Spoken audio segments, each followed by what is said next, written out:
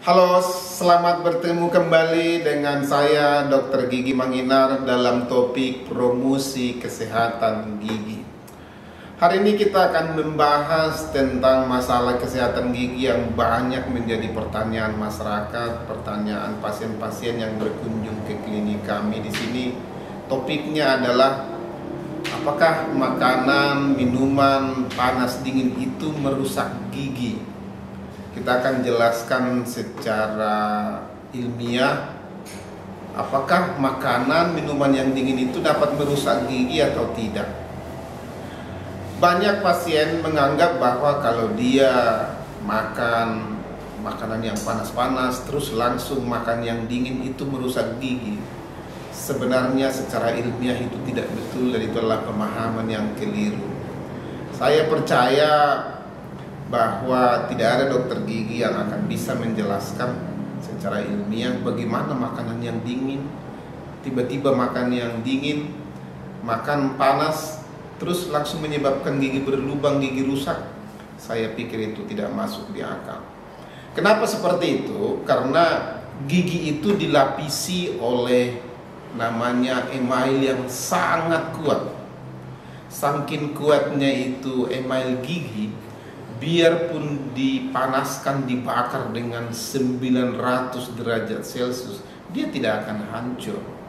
Hasil penelitian menunjukkan dia dipanaskan dengan 200 derajat saja, dia tidak akan mengalami kerusakan kecuali dia warnanya saja yang menjadi kecoklatan. Tetapi strukturnya tidak ada yang retak, tidak ada yang panas.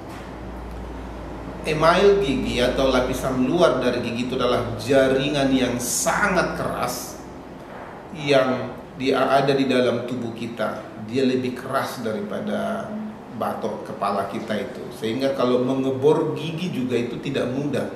Sangat-sangat mudah mengebor tulang dibandingkan dengan mengebor gigi.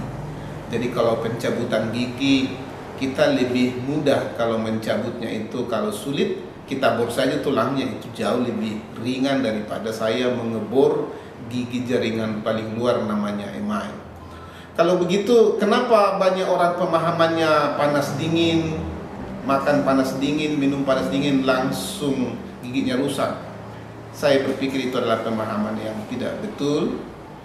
Gigi itu rusak biasanya secara umum itu gigi berlubang secara ilmiah itu disebabkan oleh bakteri yang memfermentasi sisa makanan. Kalau di dokter gigi kedokteran namanya adalah plak. Di dalam mulut kita itu kalau kita habis makan, begitu ada sisa makanan itu akan menempel di gigi. Itu namanya plak, jaringan putih. Di dalam plak itu ada bakteri, lebih spesifiknya bakteri Streptococcus mutans. Dan nanti bakteri ini akan memfermentasi makanan minuman yang kita minum, terutama yang mengandung gula, sukrosa atau karbohidrat seperti nasi. Nanti dari hasil fermentasi itu akan timbul zat asam. Zat asam itulah yang merusak email gigi. Sehingga kalau email gigi kita itu sudah mulai bercak-bercak putih, itu pertanda bahwa sebenarnya email itu sudah mulai mengalami kerusakan. Dan itu banyak mengalami kerusakan di celah-celah gigi. Contohnya kita mengunyah di geraham. Geraham pertama dan kedua biasanya, apalagi kalau makan daging, itu banyak di celahnya itu sisa makanan yang melekat. Kalau itu melekat dan dibiarkan, nanti bakteri akan memfermentasi dan akan timbul di sana zat asam. Itulah yang menyebabkan gigi berlubang, dan itu biasanya di celah-celah atau di bawah gusi. Sehingga tidak ada hubungan, tidak ada kaitan bahwa gigi saya berlubang setelah saya makan minum yang panas dan yang dingin. Mungkin saja masyarakat baru menyadari giginya berlubang setelah dia makan yang dingin maupun yang panas. Karena gigi kita itu seperti yang saya jelaskan tadi ada lapisan email. Itu lapisan gigi yang paling luar yang berwarna putih kekuning-kuningan. Itu tidak mengandung yang namanya saraf atau pembuluh darah. Dia tidak ada di situ saraf, sehingga kalau mau dipanaskan, mau dibor, dia nggak terasa apa-apa. Tetapi di bawah email itu namanya dentin, itu jaringan yang sudah lebih lunak, karena di dalamnya ada jaringan-jaringan hidup dan ada ujung-ujung saraf. Kalau email sudah rusak dan sampai ke bawahnya, sudah menembus sampai ke dentin, di situ sudah mulai terasa ngilu, atau kalau lebih dalam lagi sudah ada sarafnya. Itu sebenarnya seperti pertanda lampu kuning bahwa ada yang salah.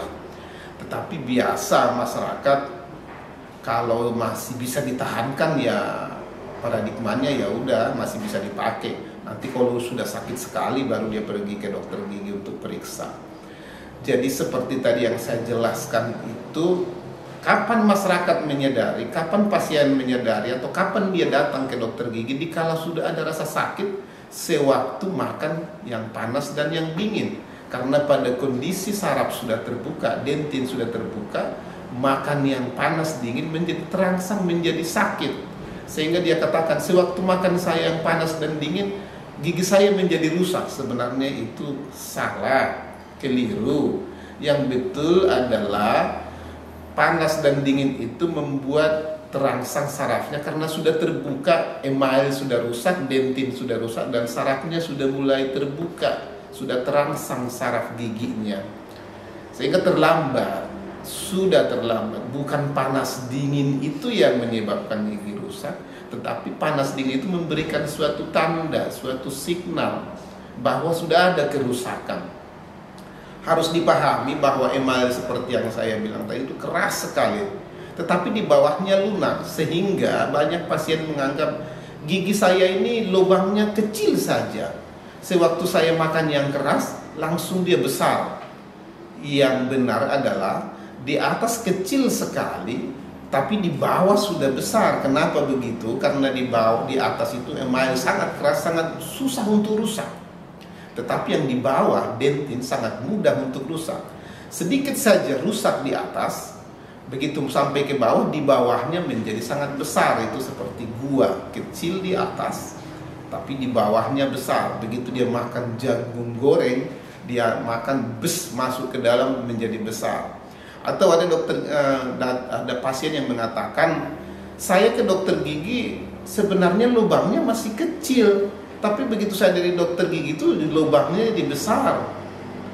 Faktanya adalah gigi berlubang itu di atas sangat kecil, di bawahnya sudah besar.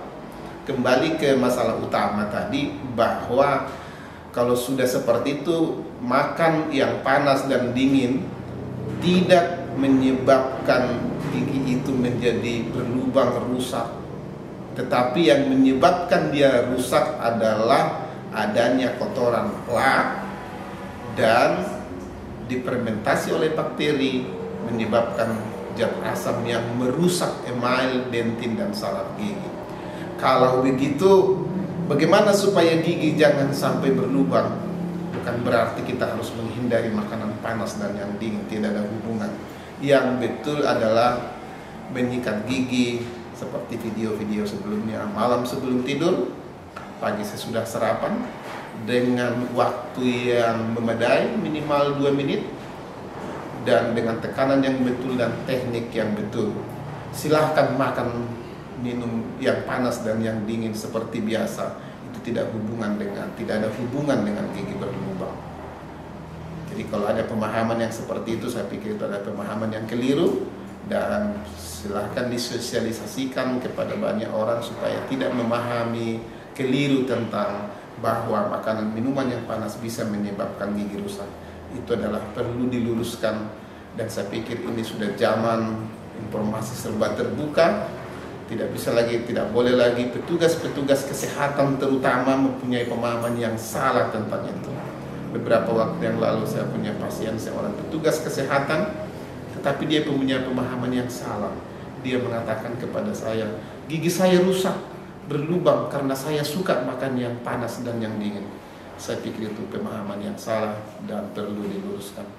Demikian topik kita pada hari ini.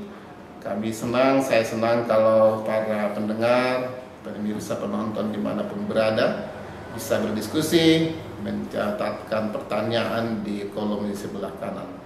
Demikian, sampai jumpa dan salam sehat.